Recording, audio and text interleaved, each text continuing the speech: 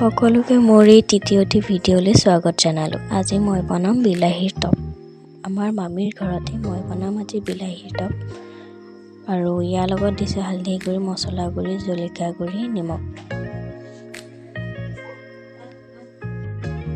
আজি বিলাহীৰ টপ বনাম মাটি চৌকাত। প্ৰথমতে কেৰাহীটো গৰম হ'বলৈ থলোঁ। গৰম হোৱাৰ লগে লগে তেলকণ দি দিলোঁ আৰু তেলকণ গৰম হ'বলৈ থলোঁ।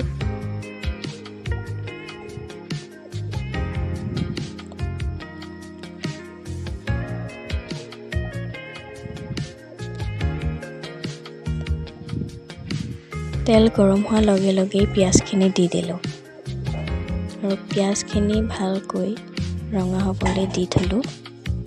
যেতিয়ালৈকে ৰঙা নহয় পিঁয়াজখিনি অলপ লৰাই থাকিব।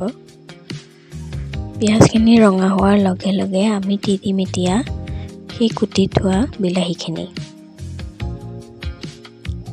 গুটি বিলাহীখিনি দিয়াৰ লগে লগে আপোনালোকে অলপ সময় লৰাই থাকিব।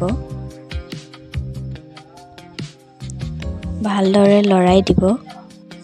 বিলাহীৰ টপখিনি ভালদৰে লৰাই পেলাই ধুনীয়াকৈ ঢাকি দিব। মোকলাই পেলাই ভালকৈ আকৌ আপুনি দুবাৰমান লৰাই দিব যাতে লাগি নধৰে। আৰু লগত কেঁচা জলকীয়া 4-5টামান দি দিব যাতে ইয়াৰ লগতে গোন্ধটো ধুনীয়া ওলায় আৰু খাবলৈও যাতে ধুনীয়া সোৱাদ হয়। ইয়াৰ লগতে মই মছলাখিনি দি দিলোঁ। যিহেতু বিলাহীখিনি পমি গৈছে সেইবাবে মই মছলাখিনি দি অলপ লৰাই দিছোঁ।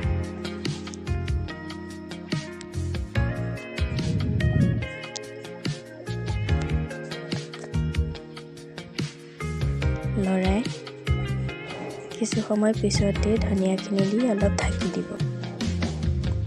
এয়া চাওক, সকলোৱে নিশ্চয় দেখিছে বিলাহী টপ আমাৰ খাবলৈ ৰেডি হৈ গ'ল। তেন্তে আজিলৈ আহিছোঁ, বাই।